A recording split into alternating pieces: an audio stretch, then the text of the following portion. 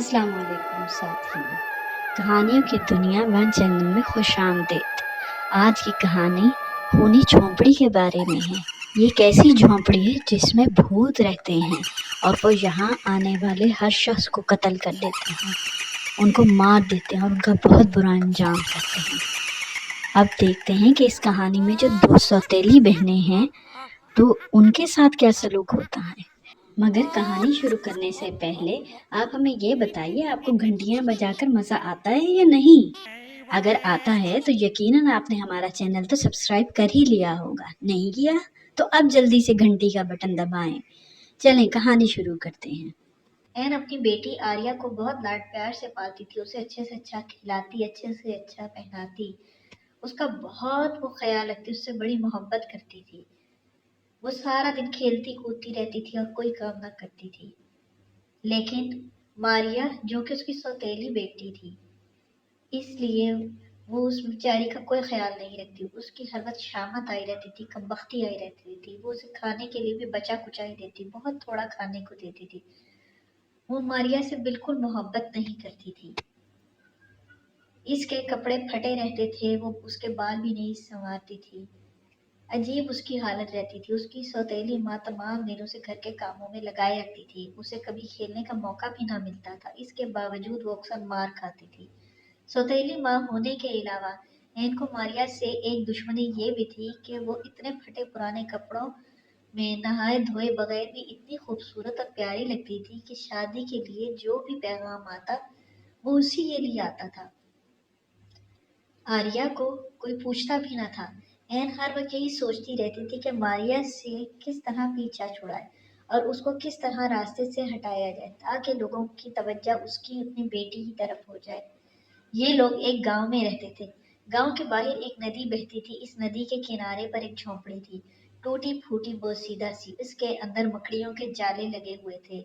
ये अंदर से इतनी डरावनी थी कि अगर कभी कोई भूला भटका मुसाफिर उधर आ निकलता था तो फिर उसकी शामत आ जाती और उसके लिए वहां रात गुजारना जुर्रत का काम होता था। इस झोंपड़ी के पास से जो रास्ता गुजरता था उस लोग मुद्दतों से इस्तेमाल करना छोड़ चुके थे, क्योंकि वो भी रास्ता कुछ अजीब सा था। क्योंकि मशहूर ये था कि झोंपड़ी में जिन भूत रहते हैं। आधी रात के बाद इसमें से नाचने गाने की आवाजें आती हैं। रोशनी कभी जलती है कभी बुझती है। एक शाम सौतेली माँ ने मारिया से कहा कि वो चरखा और रुई उठाकर इस झोंपड़ी में चली जाए और सारी रात वहीं बैठकर चरखा काटे। सुबह तक सारी रुई का धागा बन जाना चाहिए, वरना उसे घर से निकाल दिया जाएगा। असल में एन को पता था कि बहादुर से बहादुर आदमी भी इस झोंपड़ी में दाखिल होने का हौसला नहीं कर सकता था। उसने सोचा कि अब मारिया वहां जाएगी तो जिन भूत उसे मार देंगे और यूं इस मुसीबत से जान छूट जाएगी। मारिया बहुत रोई चिल्लाई। उसने सौतेली माँ की बहुत मिन्नत समाजत की, लेकिन उस पत्थर दिल औरत पे कुछ भी असर ना हुआ। मारिया रो धोकर चुप हो गई। उसने एक कंधे पर चरखा रखा, दूसरे पर रुई की गठरी और आहिस्ता आहिस्ता नदी की तरफ चल दी। जब वो झोंपड़ी के पास पहुंची तो खौफ से कांपने लगी। तेज आंधी चल रही थी और हवा साई साई कर रही थी। उसने हौसला करके झोंपड़ी का दरवाजा खोला तो चिड़चिड़ाहट की आवाज आई और वो कांप उठी। उसके कमरे में दाखिल होते ही रोशनी हो गई। उसके कुछ समझ में न आया कि ये रोशनी कहाँ से आ रही है। वो खामोशी से जमीन पर बैठ गई और तेजी से चरखा काटना शुरू कर दिया ताकि सुबह होने से पहले पहले सारी रुई का धागा बना ले और उसे घर से ना निकाला जाए। वो चुपचाप चरखा काटती रही। आधी रात तक कोई खास बात तो हुई। आधी रात के करीब जोर की आंधी चलना शुरू हुई और बाहर से ऐसी आवाजें हुई जैसे कि गाड़ी आकर रुकी हो। वो बहुत घबराई और चरखा छोड़कर एक कोने में दुबक कर बैठ गई। उसकी समझ में नहीं आ रहा था कि वो क्या करे। बैठी रहे तब भी मुश्किल, और अगर भाग निकले तो वो लोग उसे देख लेंगे जिनकी गाड़ी की आवाज आई है। वो सोचने लगी कि या अल्लाह मैं क्या करूं, कोई मुझे उठा कर ना ले जाए। वैसे तो वो अपने घर पे बहुत तंग थी और वहां नहीं जा रहना चाहती थी, लेकिन ये भी नहीं चाहती थी कि कोई जिन भूत उसे उठा कर ले जाए और उसे चीर फाड़ कर खा जाए। वो भी सोच ही रही थी कि दो नौजवान लड़के अंदर दाखिल हुए। वो ये देखकर हैरान हुई कि दरवाजा तो बंद है, ये लोग अंदर कैसे दाखिल हुए।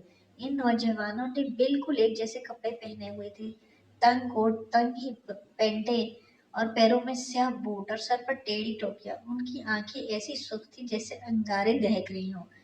जो ही वो अंदर दाखिल हुए, झोंपड़ी में साजों की दिलकश आवाजें गूंजने लगी। उन्होंने एक दूसरे के हाथों में हाथ डाले और मौसीकी की धुन पर नाचने लगे। मारिया उन्हें हैरत से देख रही थी और वो तालियां बजा बजा कर नाचते गा रहे थे। जब थक गए तो लड़की की तरफ आए और एक लड़का हाथ बढ़ाते हुए बोला, आओ हमारे साथ नाचो। मारिया अब तक इतनी खौफजदा ना रही थी। पहले उसे ये डर था कि खौफनाक किस्म के भूत झोंपड़ी में आएंगे और उसे खा जाएंगे या उठा कर ले जाएंगे, लेकिन ये लड़के तो बहुत खूबसूरत थे और उन्होंने उसे बिल्कुल तकलीफ ना पहुंचाई। वो बोली, आप लोगों के साथ नाचने मुझे कोई एतराज नहीं, लेकिन जरा मेरी हालत तो देखिए, नंगे पांव और फटे पुराने कपड़े, घर से निकली हुई हूँ। ऐसी हालत में आपके साथ नाचती अच्छी ना लगूंगी। तो क्या चाहती हो तुम? उन्होंने पूछा। मारिया बोली, सुर्ख रंग की जूतियों की जोड़ी जिसका तला मजबूत हो, नीचे से मजबूत हो, लेकिन एड़ी हल्की हो। दोनों लड़के बाहर निकले और मारिया की पसंद का जूता लेकर फौरन ही वापस आ गए। फिर उसने उन्हें रेशमी जुराबों, रेशमी टोपी, सुनहरी हार, सुर्ख रिबन लाने के लिए भेज दिया। इसके बाद वो दस्ताने, पंखा, रुमाल लाने के लिए कहा। जब वो ये सब कुछ लेकर आ गए तो मारिया बोली, क्या आप मुझे कुछ पैसे नहीं देंगे? दोनों लड़के फिर भाग गए और रुपयों से भरी हुई थैली लाकर मारिया के कदमों में डाल दी। वो जब भी बाहर जाते, मारिया उनके वापस आने तक कोई न कोई फरमाइश सोच रखती। उसे पता था कि सुबह की रोशनी के साथ ही ये लड़के गायब हो जाएंगे। अब उसकी समझ में कोई और बात न आई। उसे खामोश देखकर लड़के बोले, अब तो हम सब कुछ ला चुके हैं, अब कोई कसर बाकी नहीं रही। चलो आओ, अब हमारे साथ नाचो। अचानक मारिया के दिमाग में एक और बात आ गई। वो बोली, हाँ, अब सब कुछ आ चुका है, लेकिन मुंह हाथ धोने के लिए पानी भी तो चाहिए। ये कहकर उसने उन्हें एक छलनी दी कि इसमें पानी भर कर लाए।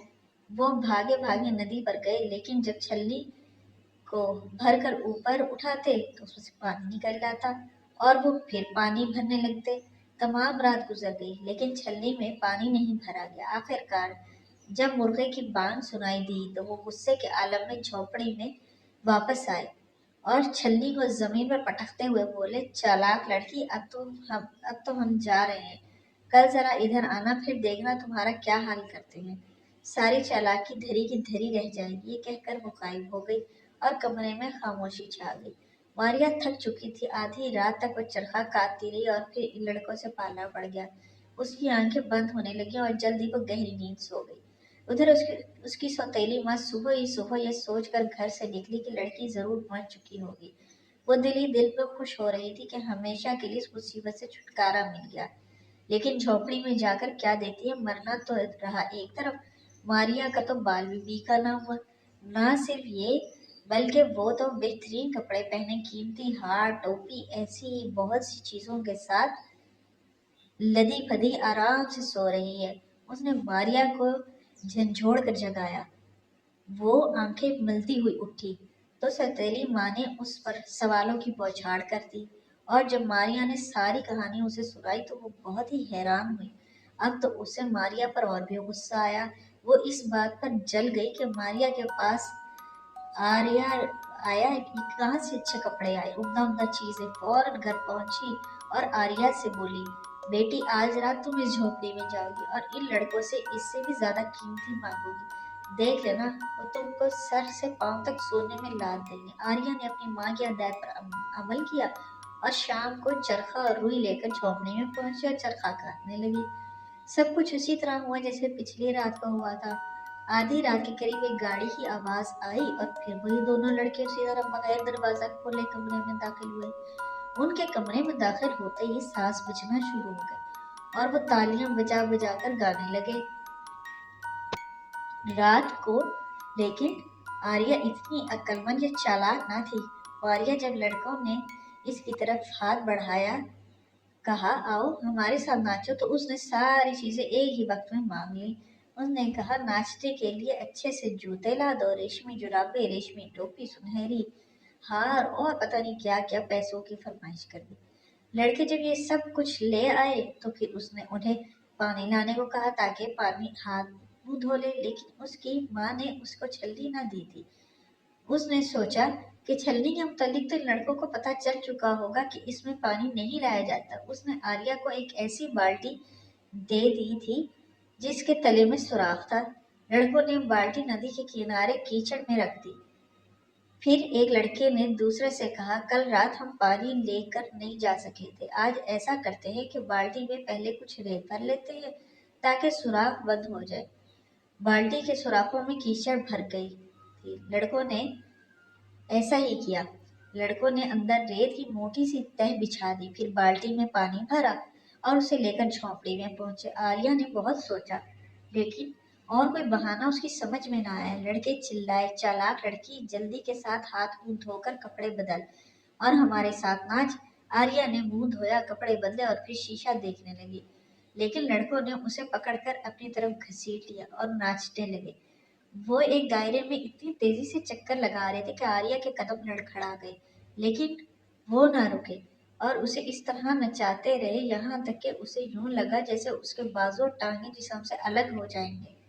वो चिल्लाई, खुदा के लिए जरा रुको तो सही, मुझे सांस लेने दो, चक्कर आ रहे हैं, थोड़ी देर बैठने दो। लेकिन वो भला रुकने वाले कब थे। वो और भी तेजी से नाचने लगे, यहाँ तक कि बुरखे ने आजान दे दी। जब वो रुके तो आर्या बेहोश होकर गिर पड़ी। उन्होंने उसका सर काटा और फिर पेशानी में कील ठोककर उसे झोंपड़ी के बाहर दरवाजे पर लगा दिया। फिर लाश उठाकर नदी में फेंक दी। और फिर क्या था, बहुत ही बुरा हाल हुआ। और फिर वो लड़के वहां से गायब हो गए। ये लड़के असल में भूत थे और वो नहीं चाहते थे कि कोई आदमी इस झोंपड़ी में आए। अगर पहली रात मारिया भी इसके साथ नाचने लगती तो वो इसका भी यही हाल करते, लेकिन उसने उन्हें इस बात का मौका ही न दिया। आर्या की माँ सुबह को खुशी खुशी उठी और इस ख्याल से झोंपड़ी की तरफ चल दी कि आर्या ने उन लड़कों से बहुत कीमती तोहफे लिए होंगे। जब वो उस मोड़ पर पहुंची जहां से झोपड़ी का दरवाजा नजर आ रहा था, तो उसे यूं लगा जैसे आर्या दरवाजे में से झांक रही है। उसने जोर से कहा, आती हूँ बेटी, आती हूँ, जरा सब्र करो। वो झोपड़ी के दरवाजे पर पहुंची तो ये समझी कि दीवार में सुराख है और आर्या ने सर बाहर निकाल रखा है। वो बोली, तुम तो यूं मुस्कुरा रही हो बेटी जैसे दुनिया जहान की सारी दौलत तुम्हें मिल गई हो, जरा दिखाओ तो सही क्या क्या चीजें मिली हैं तुम्हें। उसने जवाब में आर्या से कहा। आर्या तो क्या बोलती। पास दरख्त पर एक परिंदा आकर बैठा और ऐन के साथ मुंह करके बोला, बेवकूफ, और जालिम औरत, दीवार में तो तेरी बेटी का सिर्फ सर है, इसका धड़ तो नदी में बह रहा है। वो भी शायद कोई जादू का परिंदा था। अब तो ऐन ने अपना सर पीट लिया। ये तबाही उसकी अपनी ही लाई हुई थी। उसने सौतेली बेटी के लिए जो कुआं खोदा था, उसकी अपनी बेटी उसमें गिर गई और यूं उसका अंजाम बहुत बुरा हुआ। थी ना ये एक अजीब व गरीब और खौफनाक सबक आमूज कहानी। मजा आया ना आपको सुनकर साथियों। इसी तरह हमारे साथ रहें और मजीद कहानियां सुनें। और हाँ, हमें सब्सक्राइब करना नहीं भूलना आपने। अल्लाह हाफिज।